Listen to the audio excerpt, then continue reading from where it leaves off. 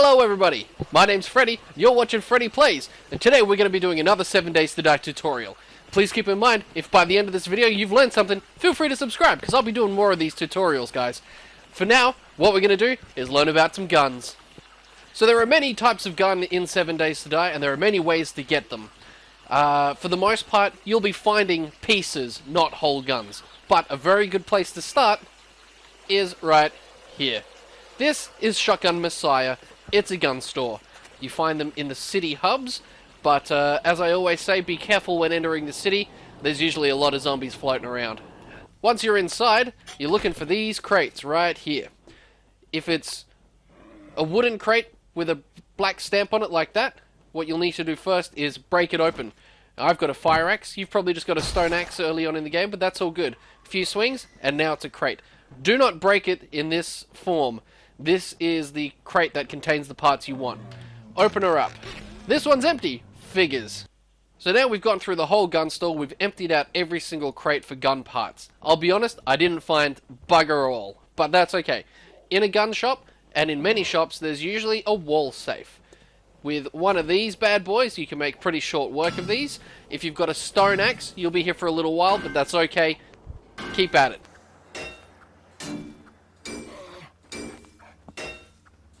Okay, we're in. So we got some ammunition, and look at that, I found a hunting rifle in its entirety. That's a good start for a beginning player. Alright guys, so you've pillaged the local gun shop for everything that it had in it. You've been through a bunch of towns, you've gone through all the gun stores.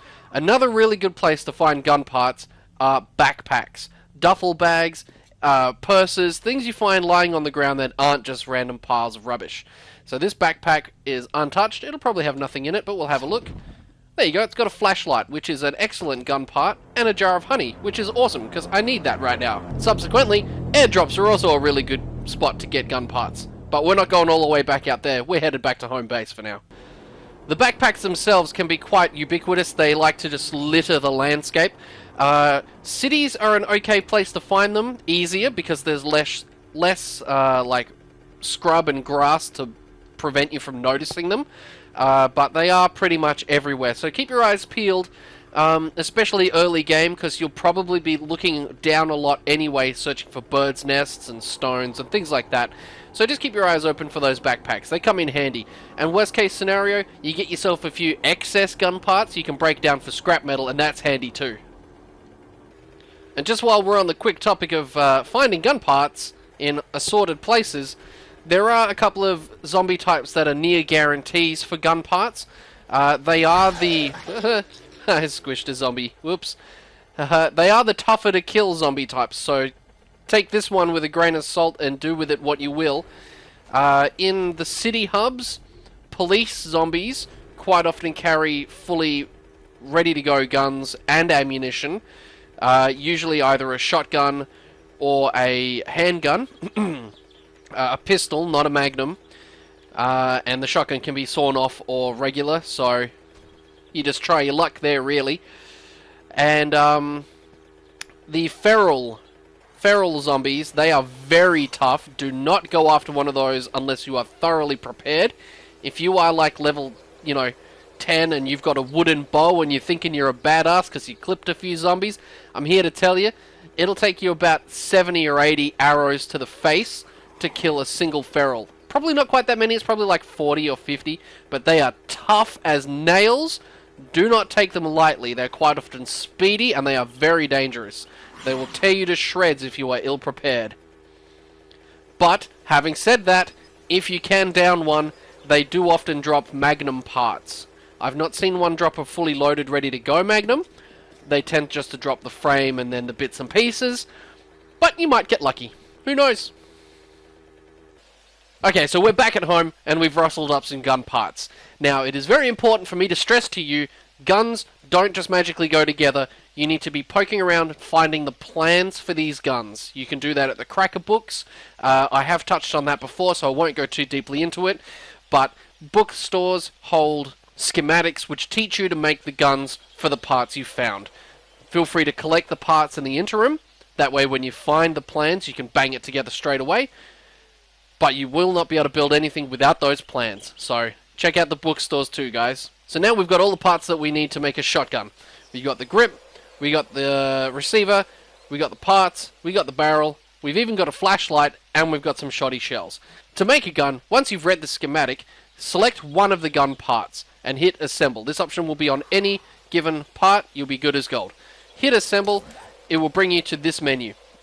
Now it's just literally a case of dragging and dropping the rest of the parts into the gun. 1, 2, 3. That shotgun as it is ready to go. Here we've got a flashlight. If I add that as an extra accessory, not essential, then it becomes even more useful at nighttime. Oops, let's equip that real quick. You can see now I've got a shotgun, and because I threw a flashlight on it, I've got a flashlight. I can now see in the dark too. Now we'll load up these shoddy shells by just pressing reload. Boom, boom. 8 shotgun shells, good to go. So let's say, hypothetically, you're out, you're poking around, you find a shotgun messiah, you run in and you grab a gun, score. But it's not better than the gun you've already got. If the guns correspond, if you've got a shotgun and a shotgun or a pistol and a pistol, you can switch parts between them to increase the quality of the one you want to keep. So in this case, I really like my sawn-off shotgun, but this regular shotgun has better shotgun parts. So what I can do is click assemble, grab those shoddy parts and drag them out, hit close, leaving me with a dud shotgun which can't be used. I go into my sawn-off, I go assemble again, and I switch out these parts for those parts. Then these ones go over here, closed, and this is now a better quality shotgun. That's not to say this is necessarily for the trash. I can go assemble, pop these ones back in here, and I've got a spare just in case I need it. Now, when you've got a gun, boom, and it's loaded, like so, your instinct might be, alright, I don't need this gun, let's just scrap it and get some scrap metal. All the parts are garbage, don't need them, don't care, scrap. Hot tip, take the gun, hit assemble, and you'll see these shotgun shells. If I were to scrap this gun right now, those shotgun shells, they're in the dust. They are gone, you don't get them. If you hit assemble first, you can see the ammunition drops down into my inventory. Now I can close that, scrap the shotgun safely, and retain the ammunition. Okay? Good. And with guns, there's just one last thing to cover, and that's the ammunition. Because unfortunately, if you're out of bullets, you can't use that gun as a club. You'll need yourself a workstation and plenty of gunsmithing skills. I'll leave in the description, I'll leave what you need skill-wise to unlock which ammunition type, so you guys can keep track on that. But if you go into your skills tree, about halfway down, you'll see 9, 10, 44, 7.62, and shotgun shell ammunition. That's for the pistol, the machine gun, the magnum, the sniper rifle, and the shoddy, obviously. Once you've unlocked these skills, add a workstation with the correct components, gunpowder, bullet tips, and bullet casings. You should be good, where have we gone, ammunition, to craft any of the above ammunitions. Now, crafting ammo can be quite expensive, so gunpowder, hang on to it. Bullet casings, not so much, because you get bronze pretty frequently everywhere. Bullet tips, if you do find them, hang on to them, saves you stuffing around. But again, lead is pretty common, so you should be okay for those. And then with the workstation, it is literally just a case of going, I want 5 of these, craft, just like a regular backpack craft. You can check out my crafting workstation tutorial if you need any further information on that. I'll leave a link in the description. It's also in the playlist. And then, boom, you've got yourself some ammunition.